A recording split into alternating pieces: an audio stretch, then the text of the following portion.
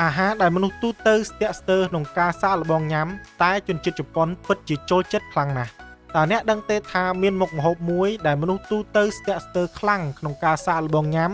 តែសម្រាប់ជនជាតិជប៉ុនវិញគឺពិតជាមុខម្ហូបដែលឆ្ងាញ់ពិសាដែលគេពេញចិត្តបំផុតមុខម្ហូបនោះគឺសាស៊ីមីអេលៀនពាក្យថាអេលៀននេះត្រូវបានគេហៅដោយសាររូបរាងនិងទំហំរបស់វាមិនសូវឃើញជាញឹកញាប់និងអាចមើលទៅចម្លែកសម្រាប់អ្នកដែលមិនសូវស្គាល់មុខម្ហូបសមុទ្រតាមពិតឈ្មោះវិទ្យាសាស្ត្ររបស់វាគឺជីអូដាកទម្រាំតែមានទំហំធំប៉ុណ្ណេះងាវអេលៀនបានរស់នៅក្រោមបាតសមុទ្រអស់រយៈពេលប្រហែលជាជាង10ឆ្នាំឯណោះទោះជាយ៉ាងណាក៏ដោយងាវយក្សប្រភេទនេះត្រូវបានចាត់ទុកថាជាប្រភេទសត្វដែលជិតផុតពូជនិងត្រូវបានការពារដូច្នេះការចាប់និងការបរិភោគពួកវាអាចជាអំពើខុសច្បាប់នៅក្នុងតំបន់មួយចំនួនដូច្នេះហើយវាអាចមិនមែនជាប្រភេទមុខម្ហូបទូទៅដែលគេបរិភោគនោះទេងាវអេលៀននេះត្រូវបានគេដឹងថាមានតម្លៃរហូតដល់រាប់ពាន់ដុល្លារឯណោះក្នុងមួយក្បាលដំបូងមេចុងភៅចាក់ស្រាសាខេពណ៌សបន្តិចនៅពេលដែលងាវបើកមាត់មេចុងភៅក៏យកវាចេញយ៉ាងលឿនហើយចាប់ផ្ដើមរៀបចំ